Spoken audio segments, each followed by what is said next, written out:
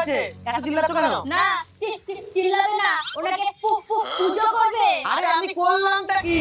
মা আমি তো তখনই বলছিলাম এই মেয়েটার সাথে বিয়ে দিও না। এবার বোঝো আমি কি বিয়ে দিয়েছি নাকি? প্রেম করে নিয়ে আসলে কি করব? আরে কি করেছে সেটা তো বলবা। আরে কি করেনি সেটা বল। আজকে এই তুই থাম, তোর বলতে বলতে রাত হয়ে যাবে। আজকে সকালে ঘুম থেকে উঠে আমি তো অবাক, যে মেয়ে 10টার আগে ঘুম থেকে ওঠে না সে মেয়ে 7টার বেলা স্নান করে আমার ঘরে মুছতি।